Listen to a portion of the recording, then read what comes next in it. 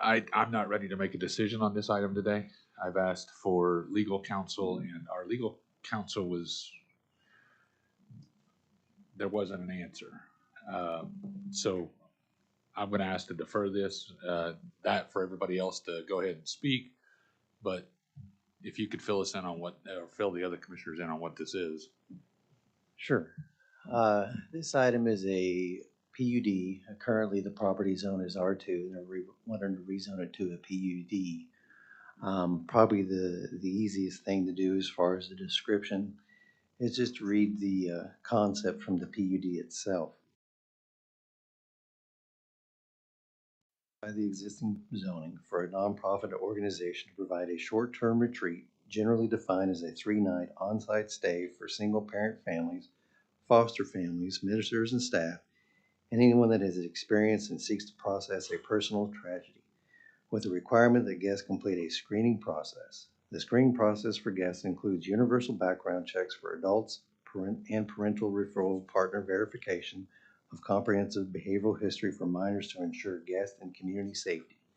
The retreat shall operate Thursday through Sunday, and there shall be a maximum of 18 overnight guests permitted on site. All cabins shall be located within the southern 10 acres of the subject property.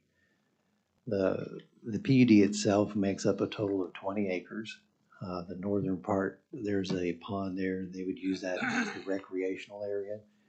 And then the southern part, like they mentioned, would be used for the on-site stay. From my understanding, that will consist of 3 tiny homes that would be utilized.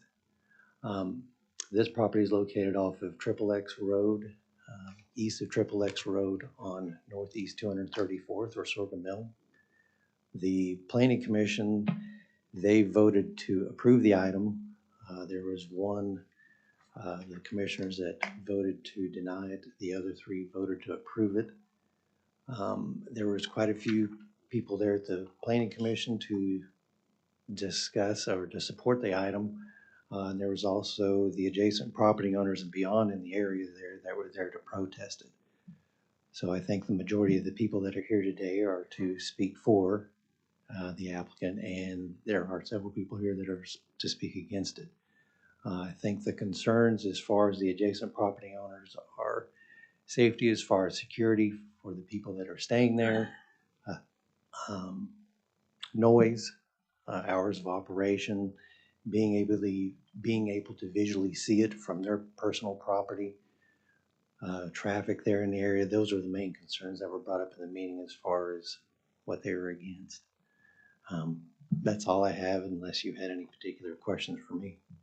So I voted for it, for the PUD to advance, and here's the reason why. Because the question is whether or not this actually falls under our R2 zoning regulations, because it's a ministry. With that, the PUD would allow us to control a little bit more about what actually happens on the property. Otherwise, the R2, if it qualifies for that, then it's wide open, and all sorts of things can happen. They can pretty much do whatever they want to for a church. It's 20 acres, correct, Eric? Correct. It's on the back 10 acres. Somebody submitted pictures. You can see the property itself. Yes, those I don't know if pictures. Commissioner Bloomer got a chance to or not, but I visited with both legal teams and supporters on both sides of the applicant. Yes, those pictures were provided by one of the adjacent property owners there. I think these are similar to the ones I saw. Yeah. The mission itself isn't what's at question. I think it's a very good mission, and something very good that they're trying to do. The question is, it's really our zoning, and then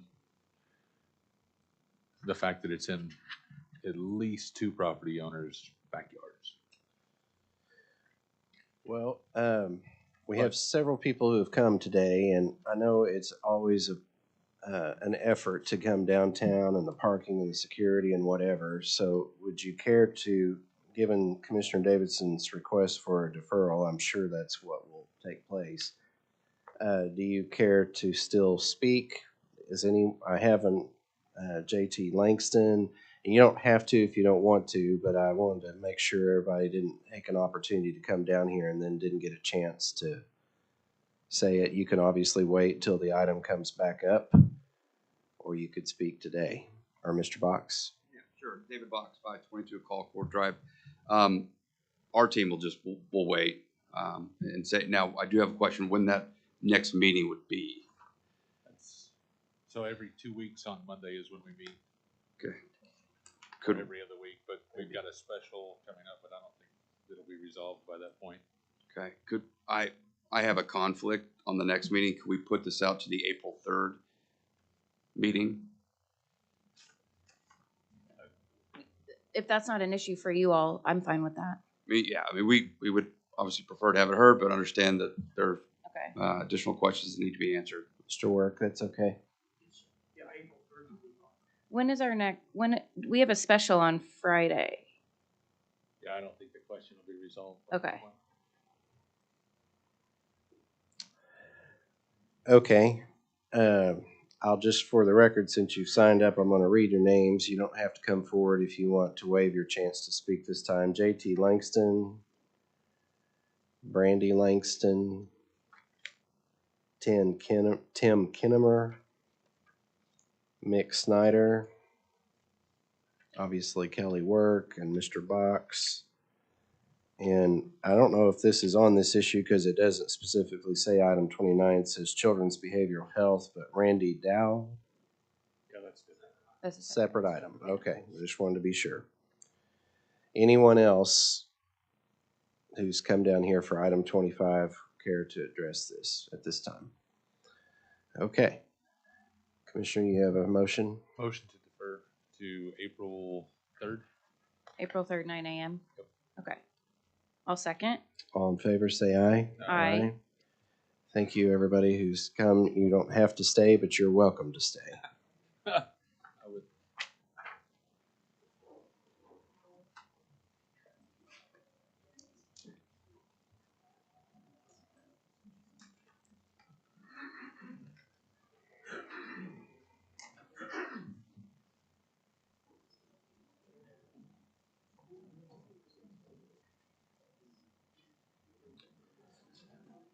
All right. Get back up here.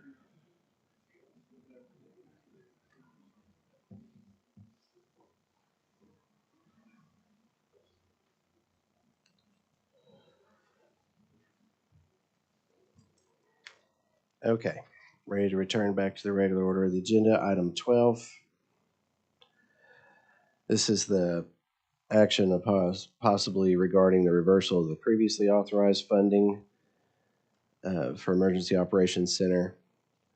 And this would be returned to the ARPA fund to be reassessed for consideration for the PBA subrecipient agreement. Mr. Barnes, I assume that this is because previously we had talked about building you a brand new facility, and now that you and the sheriff have elected to stay at Kraus, we're going to renovate your existing facility, and so the money just has to be done a little differently. Is that correct? That's my understanding. Yes. Okay. Okay.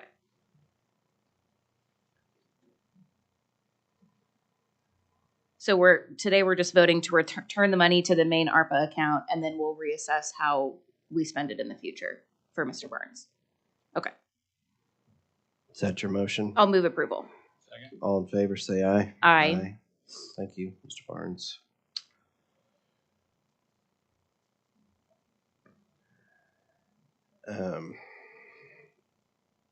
This is an ARPA subrecipient agreement between the county commissioners and the PBA authority.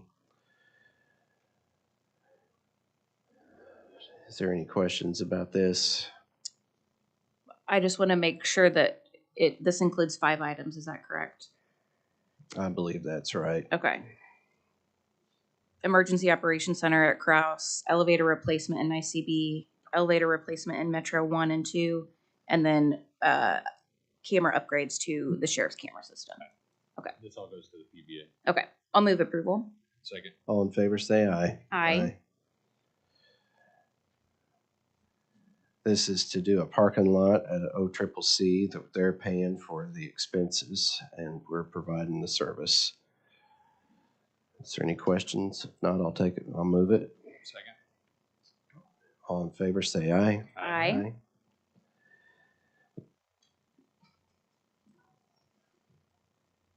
Did you hit your second? Yeah, that's. How many times do we need to?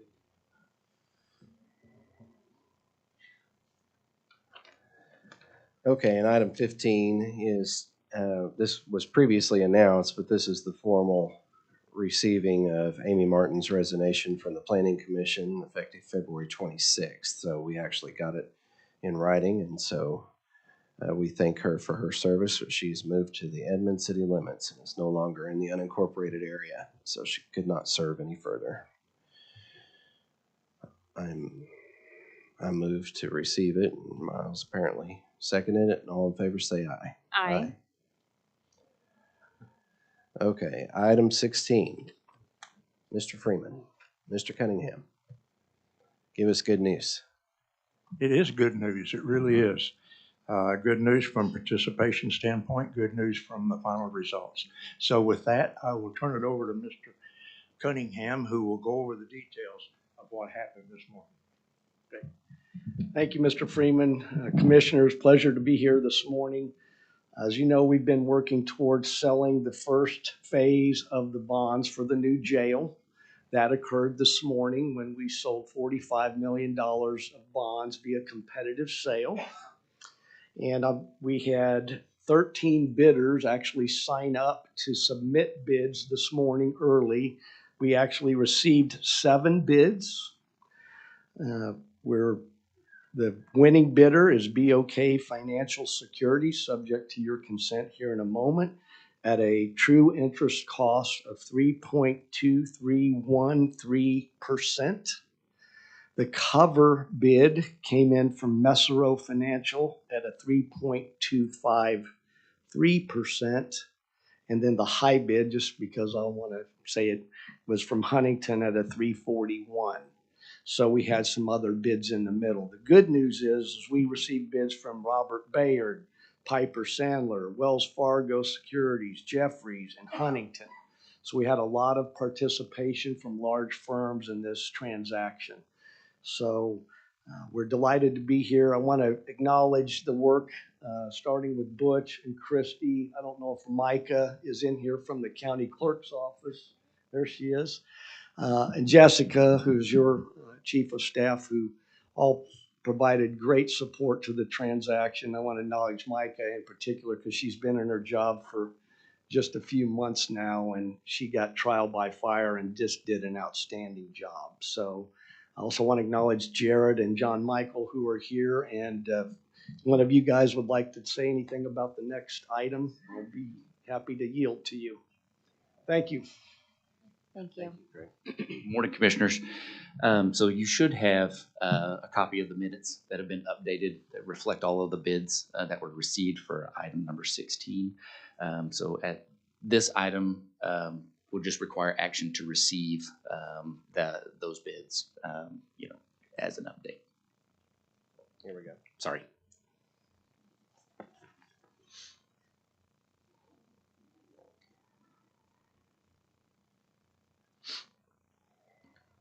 Of course, the recommendation from the financial advisor is to award the sale of the bonds to BOCC Financial Securities as the lowest conforming bid. So on 16, we just need to move to receive. Yes. Okay, I'll move to receive on item 16. All in favor say aye. Aye.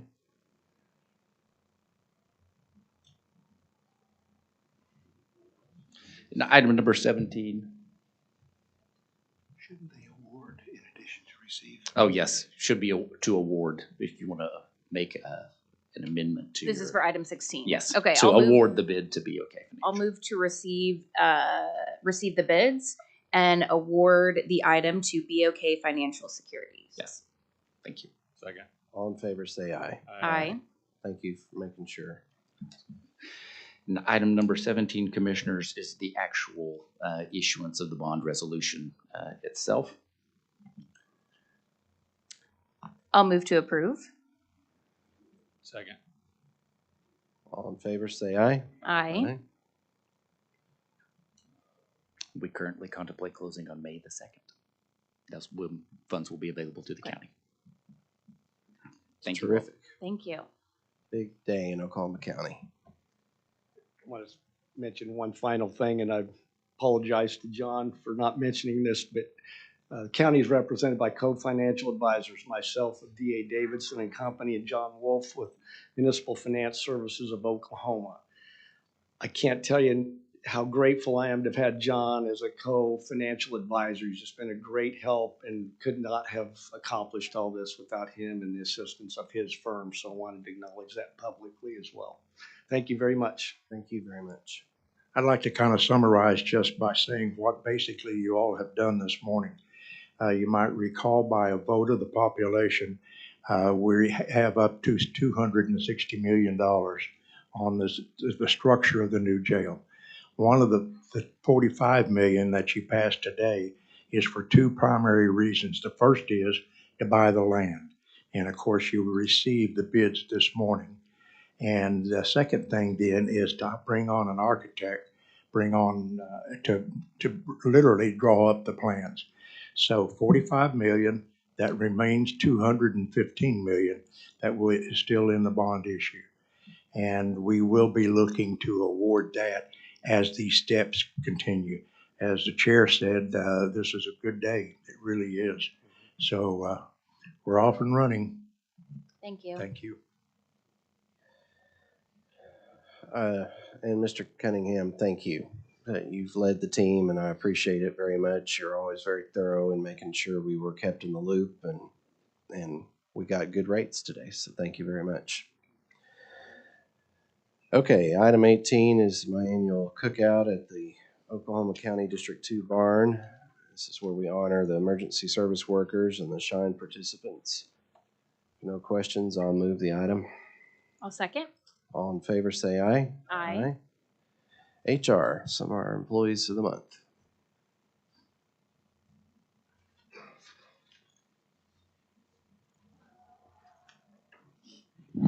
Good morning. Actually, we are going to name the 2022 Employee of the Year first, Dane Rich. Hey.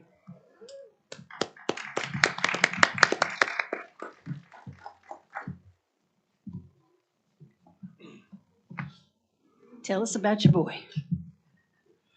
Good morning, Commissioners. For those of you who haven't met him, where'd he go? This is Kodiak Shu. He is one of the newer members on our force. Kodiak has actually just completed his 5th year at Oklahoma County. Kodiak was originally nominated for some very, very deep work he did on a new help desk system. He pretty much ran with that all himself, configured it, and is running all the testing himself. And he currently has plans to get training out to the entire county to be able to use the system. In other words, he did something very impressive, and he's kept the ball rolling. We're all very proud of him, and he's our 2nd Employee of the Year. Okay. What more can I say? Wow. Congratulations. If you'll wait for just a second, we'll do the February employees. We have a February of 2023 that couldn't be here last month, so Grant.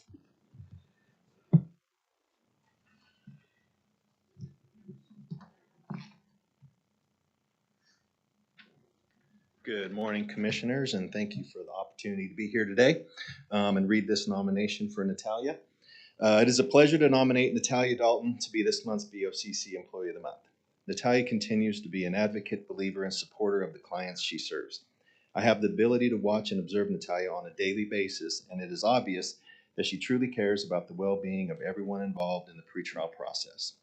There are countless situations where Natalia goes above and beyond to assist courts, attorneys, her clients, and all other individuals involved. Of the most importance, Natalia is a great person who truly cares and exhibits a sensitivity and understanding to the vastly diverse citizens she is in contact with on a daily basis. Therefore, I respectfully nominate Natalia Dalton to be recognized as this month's BOCC Employee of the Month.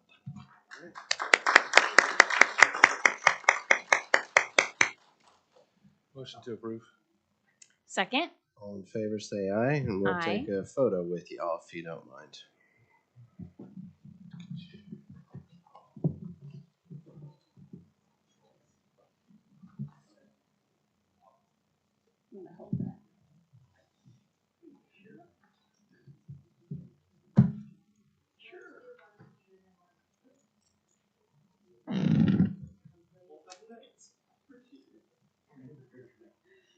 Let's get over this way just a touch.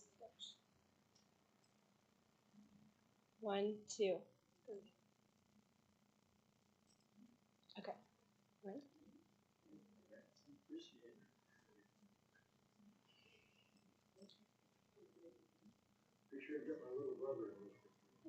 Got him. 1, 2, 3. Alrighty. Congratulations.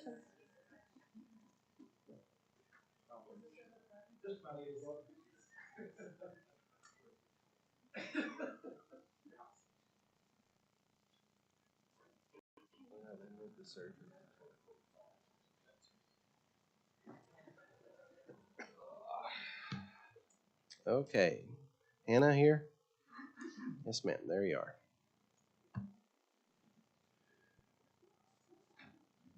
Good morning.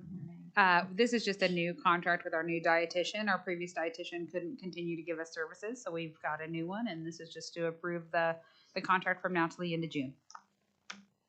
I'll move approval. Second? All in favor, say aye. Aye. Thank Thank you, you. Hannah. Now back to planning.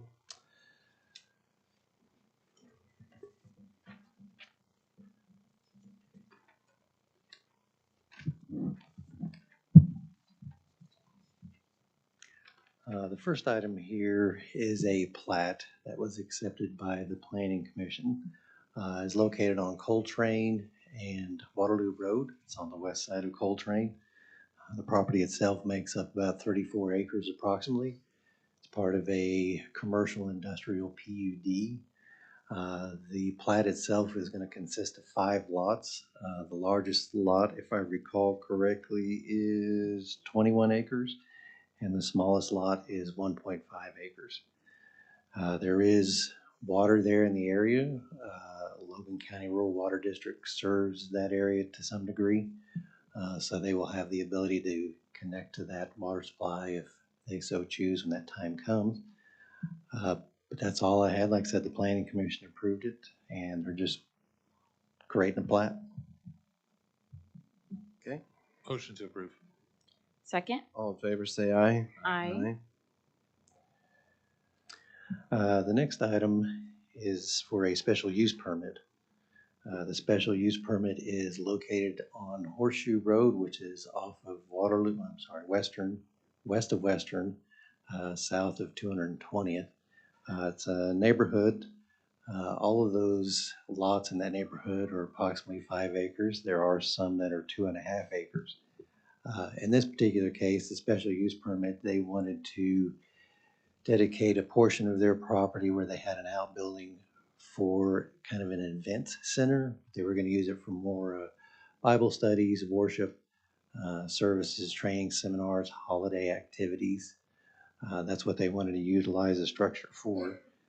The structure itself was on 2.5 acres, where their home was adjacent to it on another 2.5 acres. There was quite a bit of protest. We do have a protest from essentially the entire neighborhood there. There was a couple of properties to the south that did not protest. So I just want to make note in this particular case that there was significant protest, and so that provision of our statute is activated in this case. There are people here to speak to this item by chance? Planning Commission said. Oh, the Planning Commission, they did deny this request. Okay. So I just want to be clear, this is a neighborhood that also wants to have an event center. Right, it wasn't for the neighborhood itself. It was one property owner that wanted to do it. Okay. So he wanted to be able to have the ability to do this on his individual property. It wasn't for the utilization of the neighborhood itself. Okay. All right, again, nobody here to speak to this item one way or the other. Okay, is there a motion? Motion to deny. I'll second. All in favor, say aye. Aye. The next item on the agenda is commercial rezoning. This particular property is located on the hard corner of Western and Northwest 220th. The property itself is part of a neighborhood called Western Ranch. It's been out in District 3 for several decades now. The property itself is zoned R1. It's 1 acre. The majority of the lots that are part of that subdivision, if not all of them, are 1 acre. They have residential activities. I think most of the houses out there are older homes. Many of them are manufactured homes as well. In this particular case, the property, well, the person who's leasing the property from the owner wants to do a landscaping business. So it's going to be a plant nursery in combination with landscaping. They're going to have indoor sales as far as plants, other materials, but they're going to also have outside storage of materials as far as mulch, rock, trees, those sort of things. There was some concern from adjacent property owners as far as noise, future uses of the property once this particular activity stopped. The site, what's the word I'm looking for? Being able to see the site from their property, they wanted to have more of a buffer, which is part of the regulation itself. They would have to have some site-proof fencing or some sort of buffer as part of that. But that was the concern from the couple of gentlemen that were there to speak against the item at the Planning Commission meeting itself. The item was denied by the Planning Commission. That's all I had, unless you had any particular questions. Yeah, I've gone out, this is right down the street from where I live, and this would actually be a good addition. I don't think that we knew all the parameters and everything around being discussed with this at Planning Commission. It's directly across the street from one of the water treatment plants that smells really well, so fresh flowers in the area might do really well. The property to the north is owned by Mr. Richardson. He has no problem with this. The gentleman's that's asking for the variance is going to do a lot of work in the area as well, maintaining and beautifying a bunch of the area throughout. And after speaking with him and some of the other property owners as well, I think it'd be a welcome addition.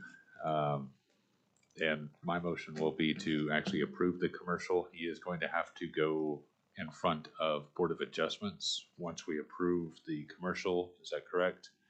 If we approve the commercial, because it's a fairly small, hard corner. Typically, what would happen in a commercial development like this, you would think that instantaneously you have a gas station or something like that, but it's too small. So typically we're 150 foot from center line. This is nowhere. The 150 foot would be actually the property line on both sides of this. So we're not creating an issue to where there's going to be after hours business and stuff like that. So. And this is on a corner?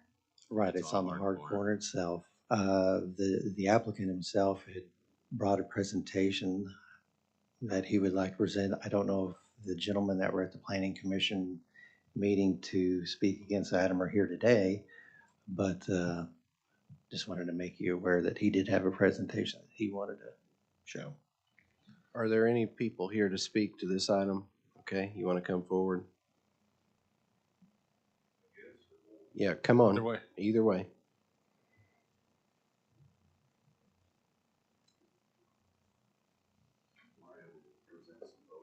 Sure. Thank you for allowing me to be here. My name's John Harth. I've actually owned some real estate over there for well over 20 years, 30 years. Went to Deer Creek High School.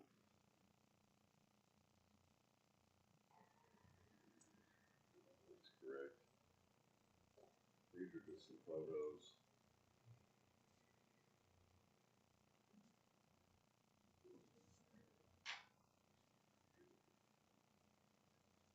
Obviously, I'm just presenting these to y'all, showing you what's going on over there. I can appreciate you wanting to, give authorization, but obviously giving authorization to something that's illegal is beyond anything I've probably ever encountered purposely, truthfully. Um, Based on, Well, the fact that it's a residentially zoned area. I mean, we've got, tanks out back, trailers, greenhouses being built. Everything he's proposed to you all is already being done. So I have a problem with that. If this was any other neighborhood or addition, there would be cease and desist. And I guess because, as Mr. Davidson says, since we're across the street from a water park, I guess that gives him a right without being legal. So there's a lot of people in my neighborhood. Some are here today that are, obviously against it because of what it will to do to the market value. We have some low income families that are in there that, this also will affect. Not to mention he doesn't even own the property. So, I mean, I would assume that if the owner of the property wanted it commercial, he'd be here. How do we have somebody that's just leasing it that may not even be guaranteed to continue to have the property be here to get any kind of, I mean, how do you have any say in that? For me, it's just, it doesn't make sense, to be perfectly honest with you. So I've actually built another house just across Caddy Corner on Military. I've spent well over $90,000 on a mobile home to be put in there for living. And that's all I see out in the backyard. So, I mean, I've got a lot of invested in the real estate that's over there. And I'm not here to say that at some point that this can't be all rezoned commercial, but I think that you probably need more than just somebody that's just leasing a piece of property to come together and have, a meaningful conversation. But to come down here and just say, let's try to get something legal that we're doing illegal, signs up. I mean, all of that's against the law, and you guys aren't doing, nobody's done anything about it. So is it because we're across the street from a water park that we don't get the best treatment? What is it? Because you guys have jobs, the city has jobs, the county has jobs to fulfill, and they're not fulfilling it over there to begin with. So it's a residentially zoned neighborhood. And that's all I have. So these photos are what is currently, This is all what's currently on the going on property. over there, yes, with Okay. no regard. I mean, this was voted down when we had the first hearing. It was voted down, and all of this stuff is still continuing to progress with no regard. and Eric, he mentioned that the person leasing the property is the one applying for the zoning change. Is that correct? Right, that is correct. But there was a letter that we required during the rezoning process that the property owner allow him to take this action. So the property owner has authorized the individual who's leasing the property to take this action. Okay. And Eric, maybe you know the answer to this question. Did the person who is running this operation, how long have they been doing this before asking for a zoning change? This case, I guess, initially started probably the middle of last year. Someone had contacted us, an adjacent property owner, about what was going on. I sent a letter, or no, I actually contacted Mr. Clark, who is the individual who's leasing the property, about what was going on out there. He had already moved a lot of stuff into the building. So our main concern at that point was, one, you need to rezone it for that particular use. But two, there's nothing against him storing stuff in there. I mean, it's an outbuilding. That's what it's for, is for storage. I mean, initially the property that is in question, there was a mobile home that was there many years ago. And then that mobile home was taken off and an outbuilding was built there on the property. Which should have never been built, excuse me, but should have never been built to begin with. Right. And what happened was, I think it was the property owner who built the structure without a permit. Then they went to the Board of Adjustment to get a variance.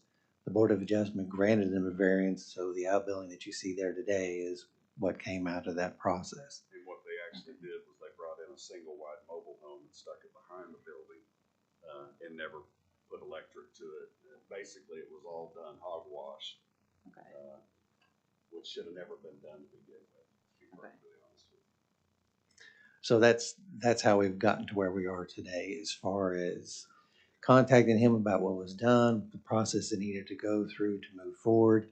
The greenhouses that you see is something that we just found out here recently. So we contacted him the other day to let him know that all this is going to have to come in compliance if this is something that's approved and we move forward with. And if it's not approved, then what? And then everything's going to have to go. And he's not here, is that correct? Oh, you're, No, okay. he's here. He is Okay. here. Okay. Okay. I Okay. don't have any other questions. Sir, do you care to speak? Come forward. Good morning. Thank you for letting me speak again. We did meet last month. Kind of prepared a couple things today to put to rest some of the concerns that the residents in the area have. Like to start back at the beginning. The property came for lease. I've lived in the area for the last 15 years. Actually, I live just about a quarter mile to the west of the location. So I too know what this resident and the other residents look at. They see, I see their street all the time. I put together a couple photos. This will be of the area in numerical order of all of the people notified in regards to the rezoning. So in numerical order, I'll give this to you real quick.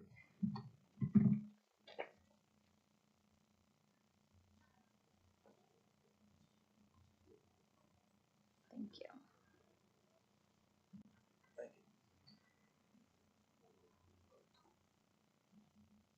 If we just,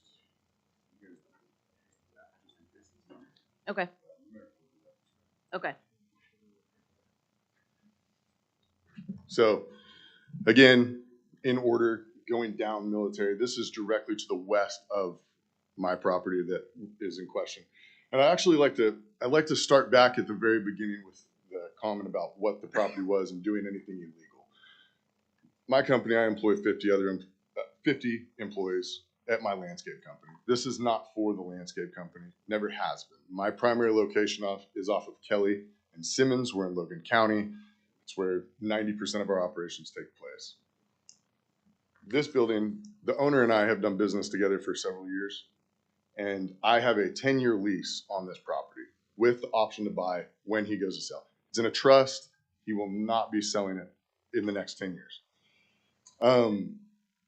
Speaking to the point of it being illegal, there's a variance on the property that my in-house legal counsel that does work at my home office, both attorneys, had looked into prior to us doing this. I have paid for several years of this lease in full upfront. I have documentation for that.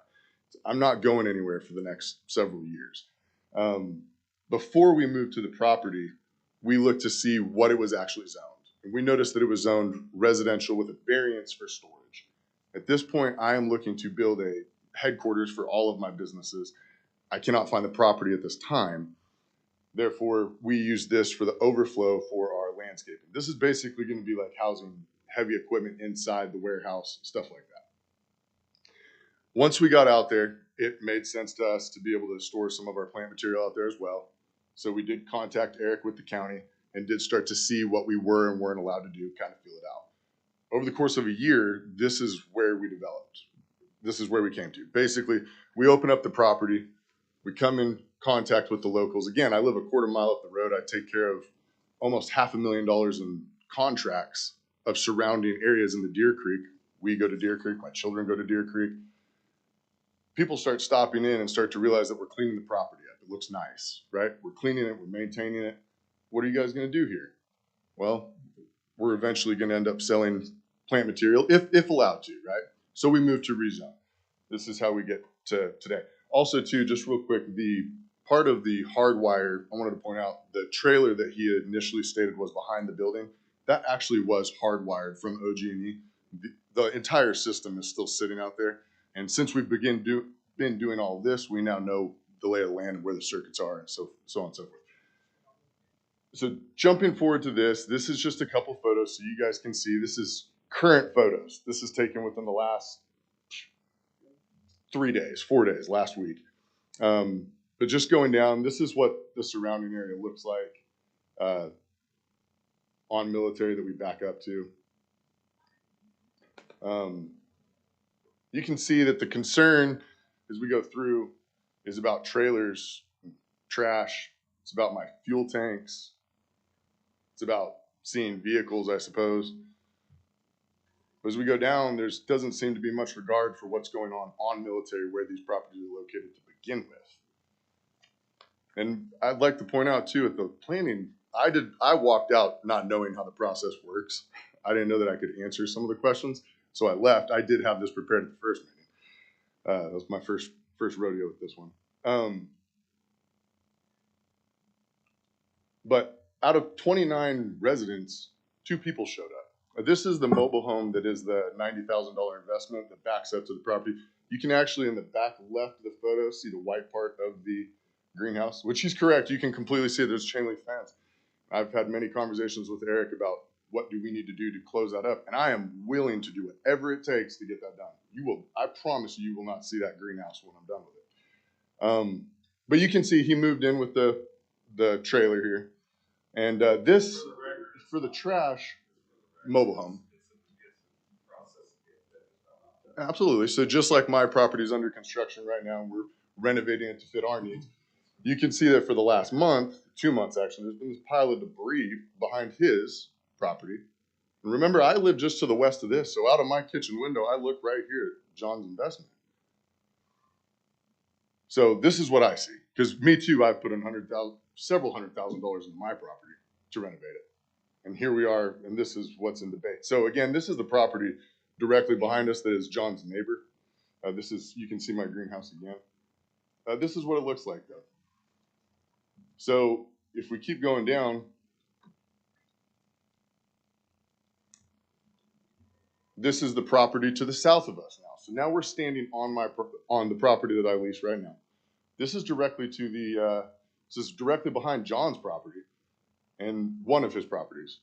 The property to the south of my location, this is what we see. I don't know what's going on there. There's a lot of wild turkeys, all sorts of creatures and stuff, but this is what we see.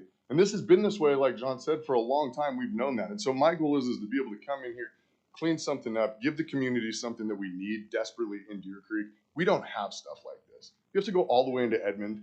You have to go to Lowe's. You have to go to Under the Sun, stuff like that. I'm not trying to commercialize it. If I have something that I can have people stop in and purchase there and we can get to know the community. Again, $500,000 in contracts right down the road. My kids go to school with these people. Like, we know all of them. Again, there's that pile of trash behind John's property, which is exactly what we see. You can see it from Coffee Creek. He's concerned about the waste that my building's producing, but it looks nothing like that, never has. Again, this is his neighbor as well, directly behind my property. This is what the property looks like today. I don't know what photos he showed you, but we are in the process of redoing the interior of the building. I've spent $225,000 to date on this property. That is what I have in this to improve this for the community. I've improved the right-of-ways coming in and off the road, the entries to there. I put in tin horns with Ron through the county.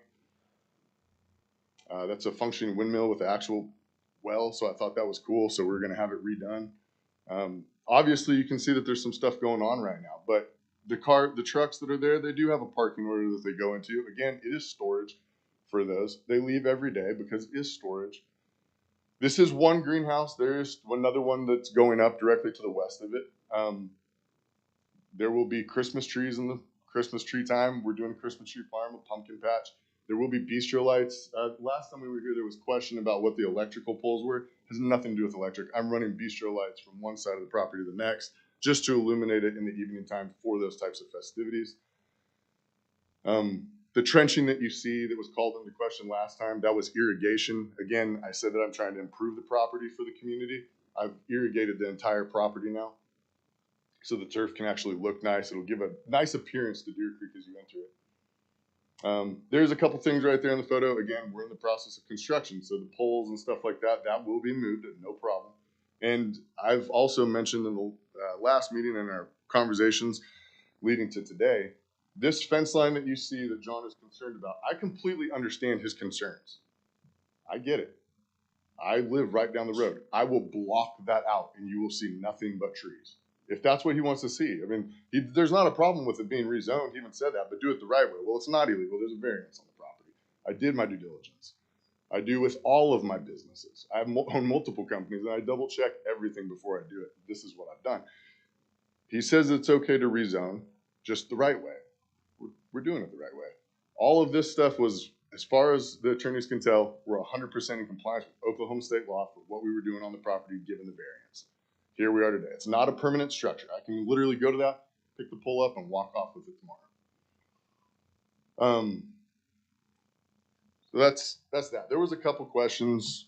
I mean, we talked about where the revenue would go from this. The tax revenue goes straight to the Deer Creek Public Schools. We add something right there to the corner that doesn't exist coming down Western. You get past Danforth where the buildings stop, you get past Covell, and now we're in water treatment territory, and we're in what you saw to the south of me, which is just rundown trailers, trash and debris. It looks terrible. I'm with John. I want to improve the area too. That's why I'm doing this. There's no other reason other than to do this. I don't need to sell flowers to make more money. My companies are fine. I needed a place for overflow, and that's what I did. I saw a need. I have a good, welcoming presence. People are stopping in and talking to us. This is what I moved to do. So, again, building community, the pumpkin patch, the way we're getting involved with the school district, the Christmas tree farm, the things that we're bringing to Deer Creek don't exist right now. And that's what I'm trying to do. Okay, you want to respond?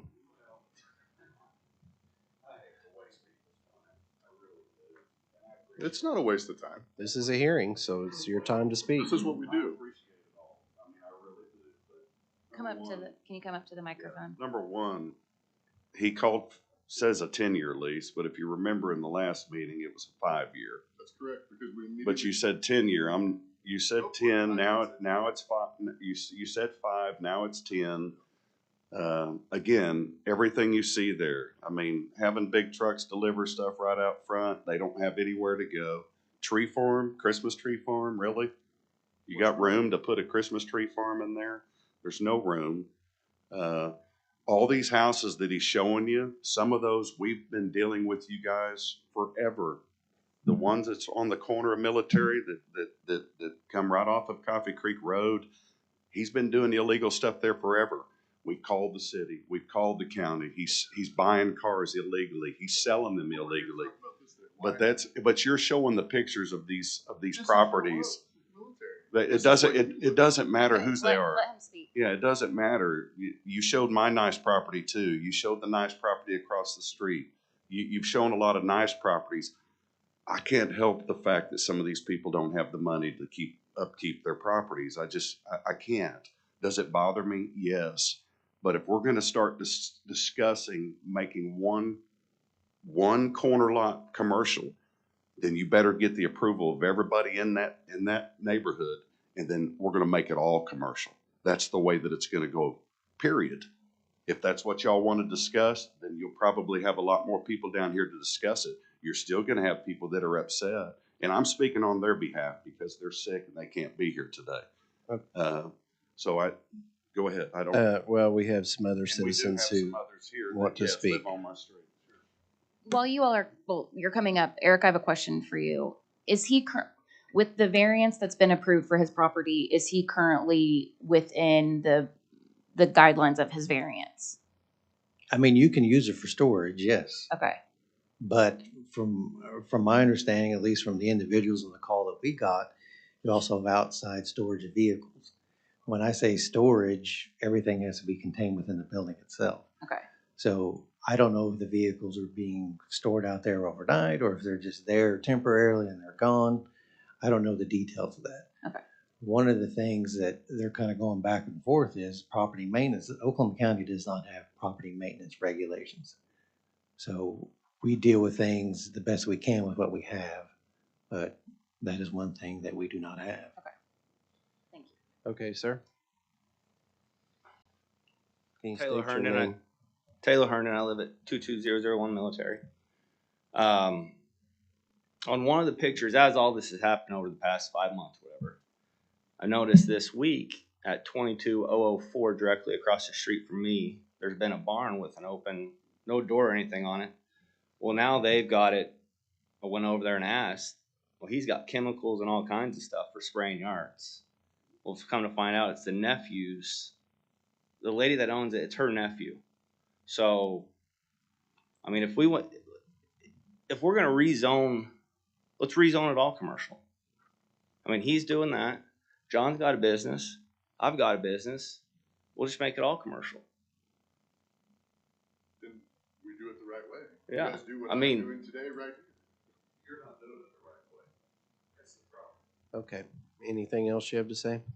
I mean, no, has anyone put in for a grow that owns the property? A grow license, or Eric says no. do we know for a fact? But you've received a letter from the property owner letting this gentleman apply for his zoning change. Correct. What he is referring to is medical marijuana grow. Oh, So with that process, there's a certificate of compliance that has to be given to us, and we have to go out there and do inspection. Right. There is no certificate of compliance that's been issued to our office. So from our understanding, there's nothing out there in regards to medical marijuana. But after 10 years, however long the lease is, after that, it could become. CG is our most intensive commercial category. So true, if you rezone this property commercial 10, 20 years down the road or whatever, you can do 50 some odd different uses that are allowed. One of those uses is a medical dispensary, medical marijuana dispensary. So yes, there are many uses that you can do. Which after tomorrow, maybe not Yeah. even that. so Eric, let's say we approve this, it becomes commercial. 5 years from now, he decides to change it to a different type of business, say a medical grow facility or a medical dispensary. Does he have to come back to us and get approval to change the type of business he is doing? Or is it just it's just automatically approved because we made it commercial? Right, we do not have a change of use permit, if you Okay. will. So whatever is out there today, if something else comes along 5, 10 years down the road, as long as they meet our requirements in regards to that particular use, then they can move forward. Now, if they're building buildings or changing the drainage, other items such as that, then that would have to come through our office. Okay. Currently, my understanding on the marijuana business is those licenses are under a moratorium by the state anyway. Yeah, you can't get So a there's grow not license gonna- right now. That's not gonna happen. Yeah. Right, there is a 2-year moratorium as of now, yes. So we still do renewals, but we have not issued any new licenses. Okay. Eric, what was the vote at Planning Commission? If I recall correctly, all of them denied it. Okay. Okay, sir, you want to come forward now?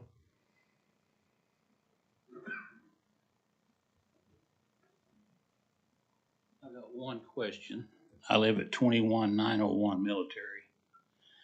A few years back when this man first built this building, Gerald Wright was a superintendent at District 3, and he turned the man down for being able to operate a business there. And I don't quite understand what's changed. You're the new commissioner of Yeah, District 3. Gerald Wright wouldn't even be the one that had the authority to turn or allow somebody to do it. Now, It knowing would be the Gerald, planning that may not commission. have stopped him. He that's did. true. And my other question is, what does this do to the land taxes? If we give this man the right to have a business, will that raise my land taxes? It shouldn't. Do you have a Shouldn't? freeze? Shouldn't? Have you applied for your senior freeze or anything of that sort? Then if you've got a freeze, then the answer is no. And that's positivity. If you've applied for a senior freeze through the county assessor, Butch, am I wrong on that? I guess you are correct. Yeah. It should be frozen. That does not mean that on the records that the current value will not be reflected. Right. From a tax perspective. You should. Yep. Okay. I should check with the assessor. Okay, I was just curious on what has changed. That now we're gonna have commercial businesses out there. Now, if I go ahead and decide to do a lawnmower shop or something, that's gonna be easy to do, right? Just come down here and get an approval from y'all for a. Just have to start the process, just like Eric has instructions to do. and I don't have to do anything to my property. I can just put up signs and stuff. Whatever the rules are, Eric can help you with that process. That'll be just fine, right? If I know somebody or something. Right, once you go through the process that they're describing. That's what I'm wondering. Thank you very much.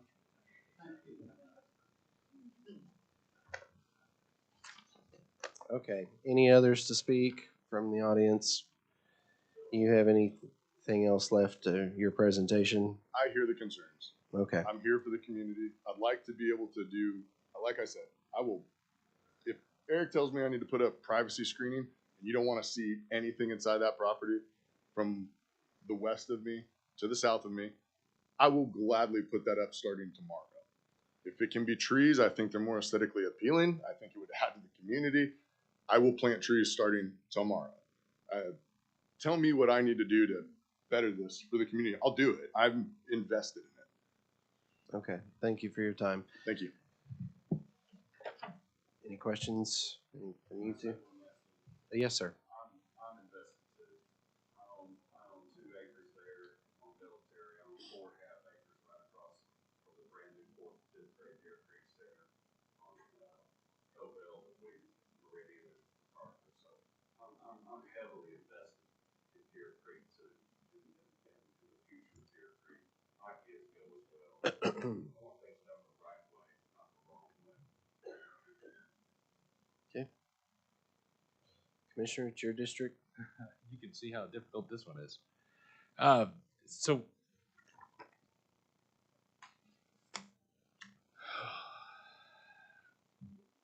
Carrie, thanks for planning commission, by the way. You're welcome. Well, for good reason. This is Yeah. what she says. Absolutely. Yeah. They're all in District 3. And this is the problem with District 3 is the rapid growth that we're facing and all the things. And then being responsible with how we're doing stuff. Yeah. And knowing that we need more commercial in the area to help the schools and their bonding capacity. These are things that I have to sit here and weigh as I sit there and think about these things.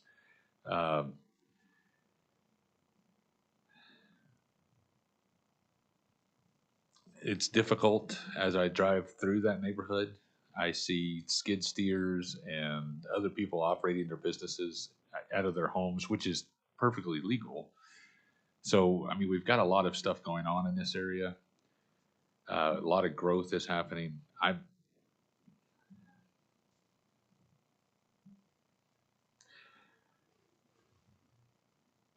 I'll make the motion to approve. Okay. I think I'm going to follow the recommendation of the planning commission. Is this one that requires unanimous? No, sir, there was not adjacent property owners that protested. Okay. All right, I'll second. All those in favor say aye. Aye. Any opposed? No. Okay. Thank you for your time, everybody. Item 24. Item 24 is a location that it's on Waterloo, just west of I-35. The property is currently zoned commercial general, and they're wanting to rezone it to industrial. There is a lot of commercial and industrial activity in this particular area, especially as you go south along a road called Boucher Drive. The reason for the change to industrial is they want to have outside storage of RVs that they're going to do for consignment business. So anytime you have outside storage like that, it's rezoned to industrial. As an example, adjacent to this property to the east is a tractor dealership, and they're zoned similarly to this, industrial, for that purpose. So that's what they're requesting today. The property itself is an acre in size. The property was originally rezoned to commercial, I think it was back in 2015. It was supposed to be for a manufacturer home park or a RV park where people could stay temporarily. That's never taken off, And so they're just taking a portion of that park, which is larger in size, to rezone industrial for this purpose. The Planning Commission voted to approve it. All of them voted for it. This one's easy. Motion to approve. It's all industrial. Second. All in favor, say aye. Aye. Okay. We did item 25. It's deferred. Commissioner comments? No comment. None? Thank you. Okay, and any new business? If not, do you want to have Randy Dowell? Are you still here, sir? Thank you for waiting. Thank you so much for the opportunity to address the commission. I've got Diana Galatian, the CFO of the University Hospitals Trust, with me here today. Again, my name is Randy Dowell, I'm the CEO of the University Hospitals Trust. We are a state of Oklahoma beneficiary public trust supporting the OU Health Sciences Center campus and the University of Oklahoma. And Diana and I would like to visit with you today about the Behavioral Health Center, the Adolescent Behavioral Health Center that we're building down on the campus. It'll be the third largest adolescent behavioral health center in the United States when completed.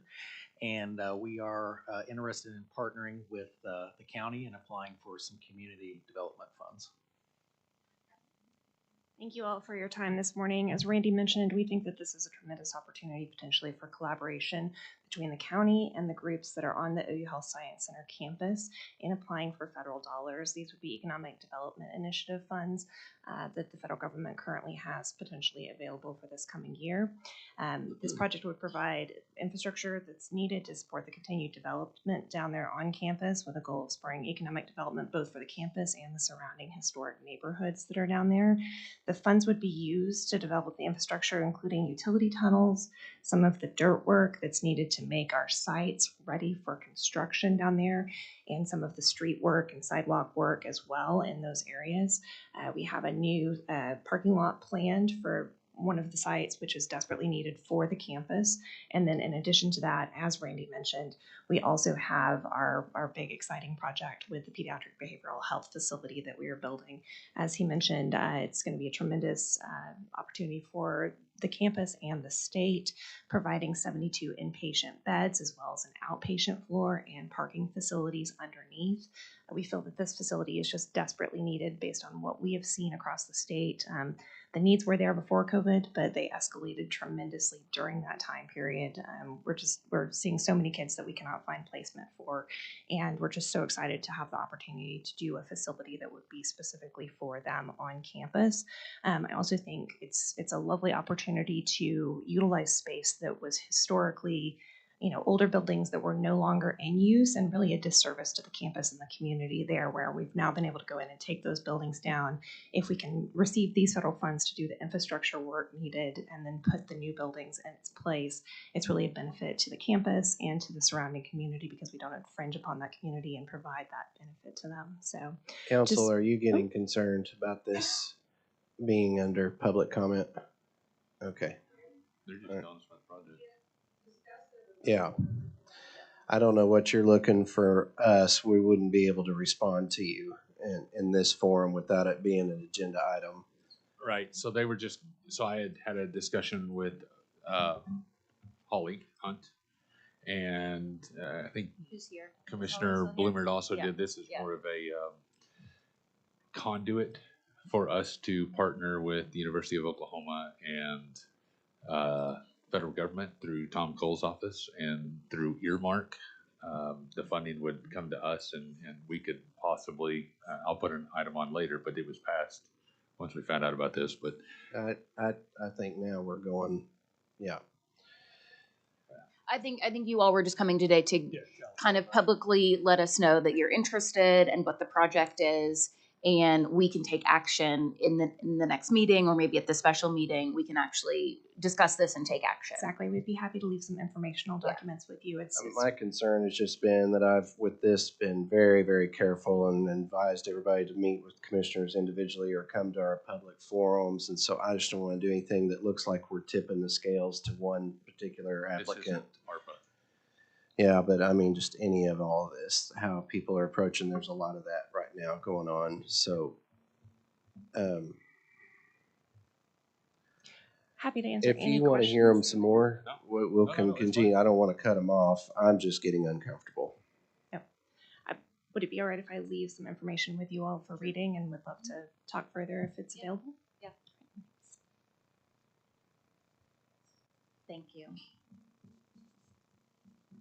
Thank you. All right. I'm sorry that you had to wait so long to speak. Thank you for your time. Thank you. Okay. Any new business? If not, is there a motion to recess into executive session? I'll move we recess. All in favor, say aye. Aye.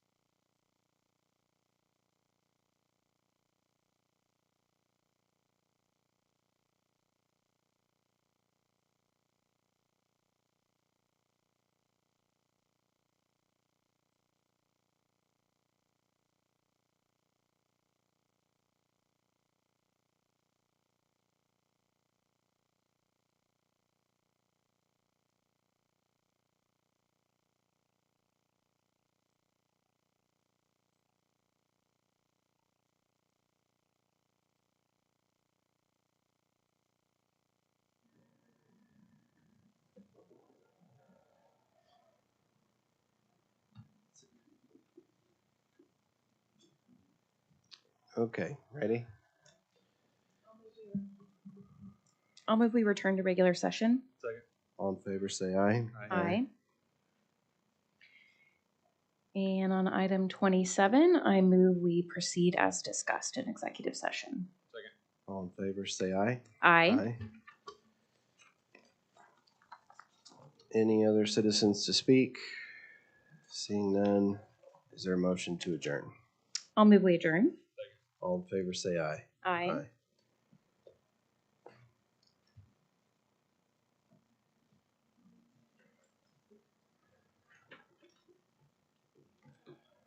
One more meeting.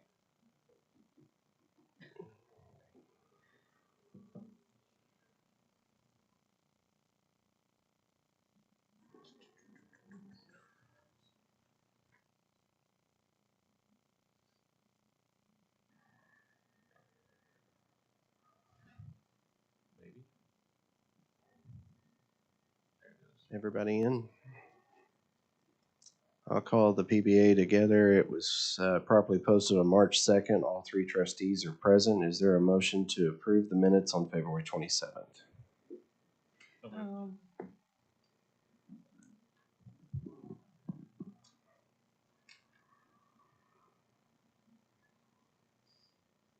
I'm in the meeting, but it's not highlighting.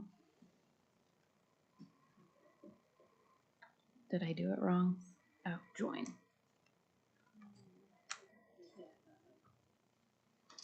There we go. Okay. Did you approve the minutes? Did you second? Oh, second. All in favor, say aye. Aye. Is there a motion to move the claims? So moved. Second. All in favor, say aye. Aye.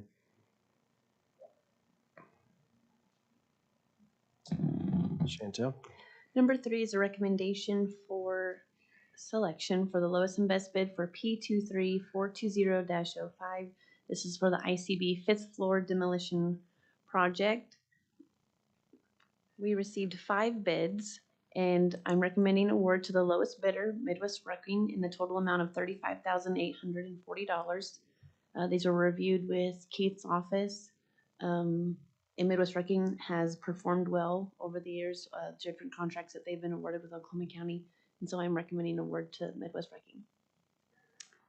I'll move approval of awarding the bid to Midwest Wrecking. Second. All in favor, say aye. Aye. Thank you. This is the financial statements for December. I'll move to receive. All in favor, say aye. Aye.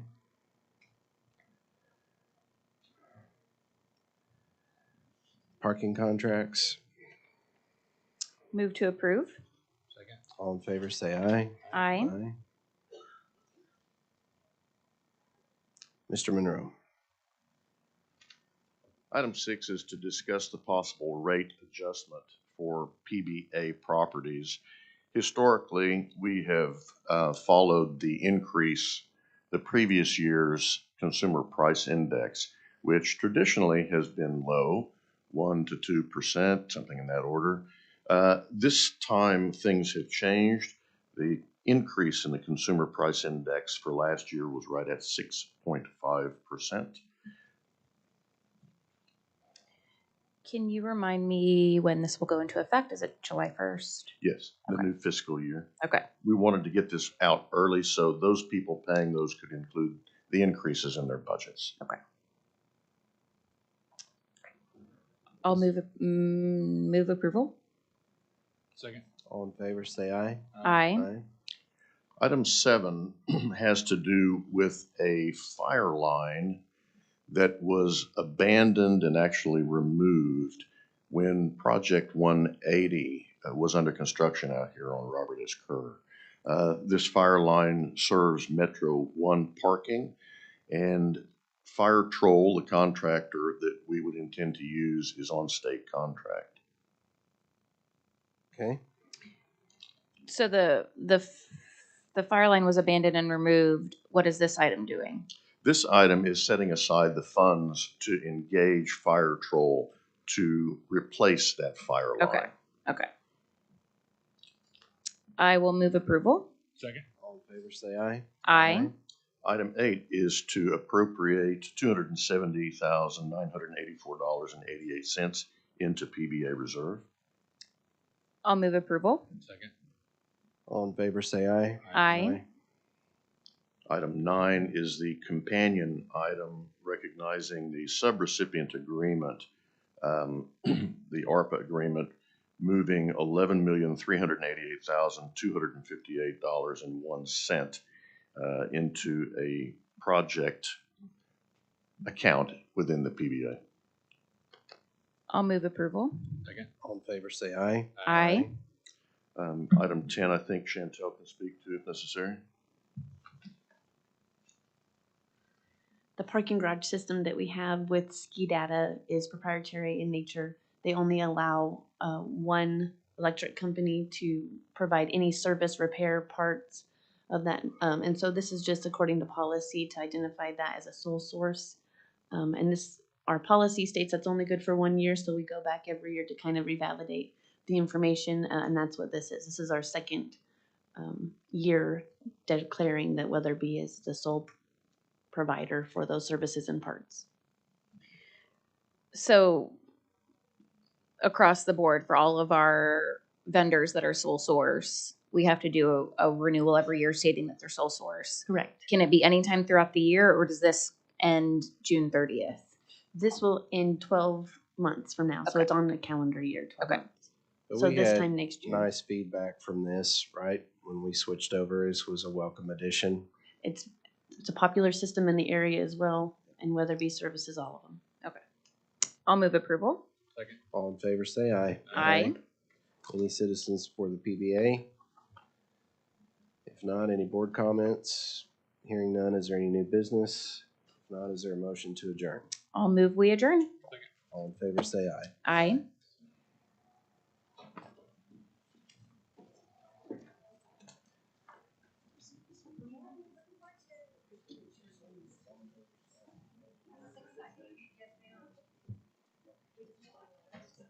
Hey, Jack.